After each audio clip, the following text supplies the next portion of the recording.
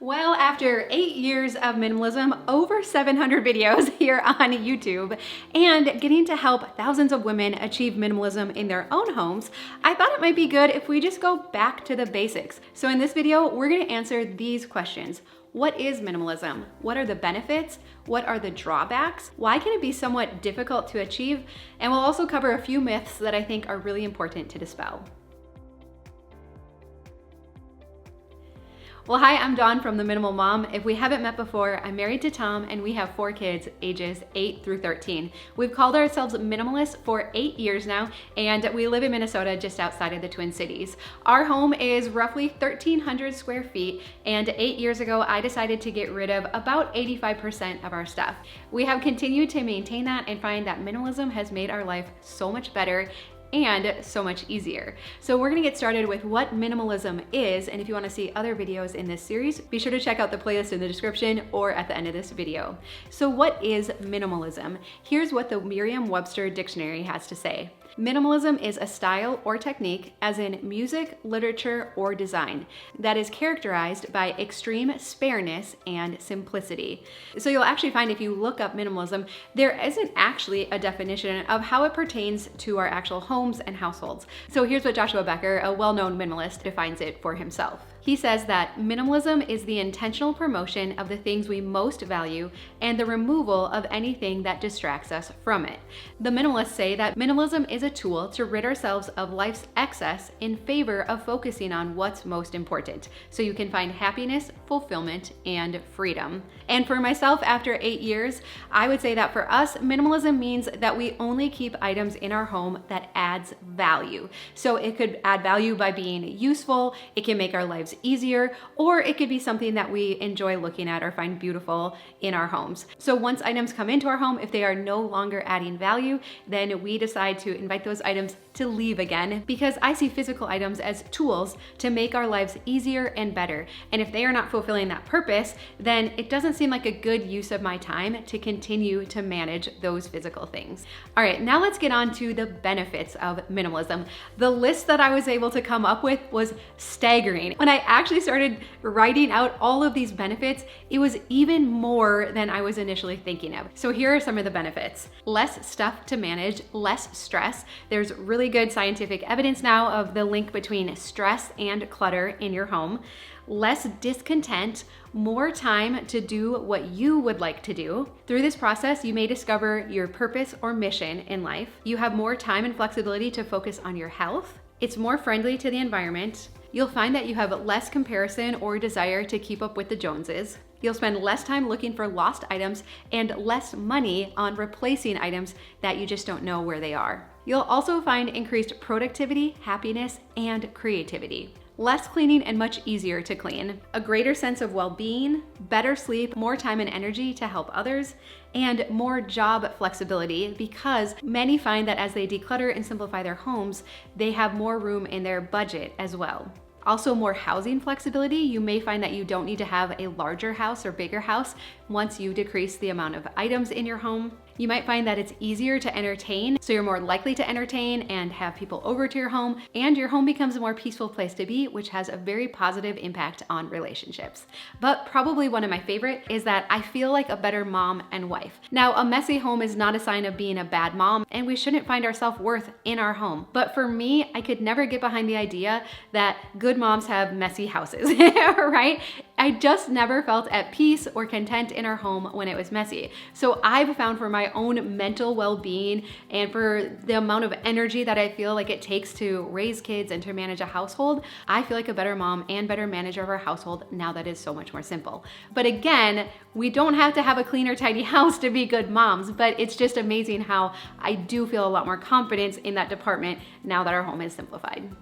So those are all the positive aspects of minimalism and simplifying your home. Let's talk about a few drawbacks. Number one is that you may not have exactly what you need when you need it. So if we're gonna highly simplify our home, parting with many things that we're just not using, we do run the risk that we could declutter something that we could use in the future. However, it is very hard to predict the future. So many of us will choose to live with this risk of not having quite everything that we need in order to be able to maintain a highly simplified household. Along those same lines, you do run the risk that every time you make a trip to the donation center, that you could accidentally declutter something that you needed. And so we've run into this a handful of times, but again, when I look at the big picture, I feel like the benefits outweigh any mistake that I've made. You may be subject to the criticism of others. So some people in your life might be highly supportive of what you're doing, and others might not understand. They may criticize you, they may question what it is that you're doing. It could create tension in relationships. It also can make gift-giving occasions a little bit awkward. When our friends and family first found out that we were pursuing minimalism and wanted to be minimalist, they would often ask, well, what do you get a minimalist for Christmas or for their birthday? And so now we have a list at the ready of experiences and going out to eat and gift cards and all those things. But those first couple years, we had to figure out how we were gonna navigate that. And the last drawback is it's a lot of physical and emotional work. Decluttering your home takes quite a bit of time. I mean, depending on how much stuff you have, and it's very emotionally draining. I've often said that when you're decluttering, you're confronted with every wrong buying decision that you've ever made. So it can be very emotionally exhausting. You can suffer from decision fatigue, but again, it's worth pushing through so that you can enjoy all of the benefits that we talked about before. You're also confronted with your own buying habits and consumerism, because what you'll find is that even as you declutter, if you continue to shop and bring stuff in, it doesn't stay decluttered long, right? So there's a lot of change in buying habits that generally goes along with decluttering our homes. Now, often I hear from friends who say, I would like to pursue this, but I am so overwhelmed by my home. And honestly, I feel a little guilty and embarrassed by it. But here's what I want to tell you. Most of us were never taught how to manage this much stuff in our homes. It has never been easier to acquire physical items. From the dollar store to the dollar spot at Target to Amazon, Marketplace, thrift stores, and garage sales, it has never been easier to bring stuff into our homes. So if you look around and say, how did I acquire all of these things?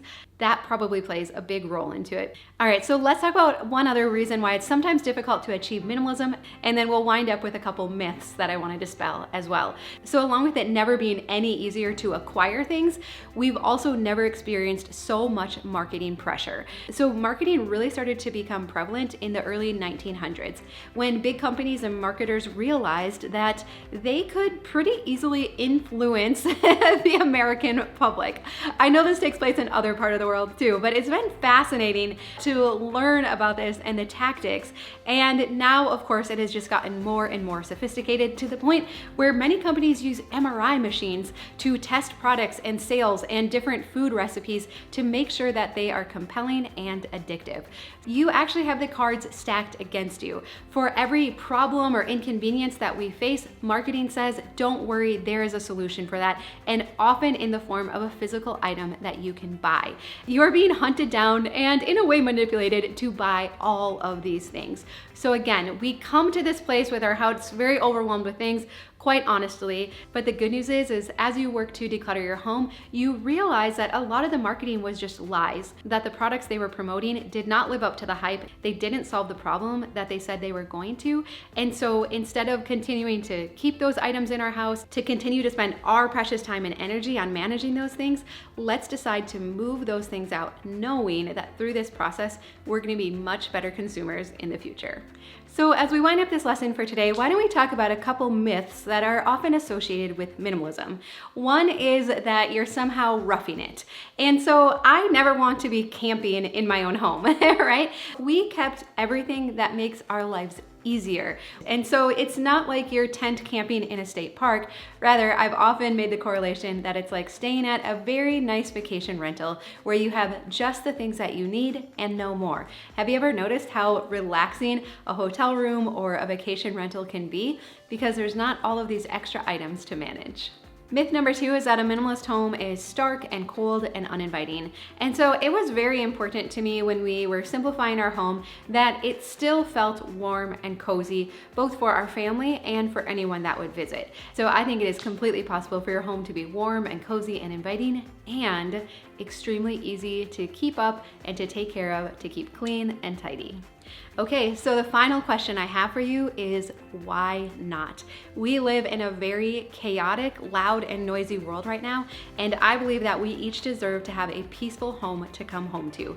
You deserve that, and your family deserves that as well. And so, of course, if you're interested in learning more about minimalism, how to effectively and successfully declutter your home, I am here to help guide you through that process. So I hope you subscribe, and I hope you continue to watch the other videos in this series.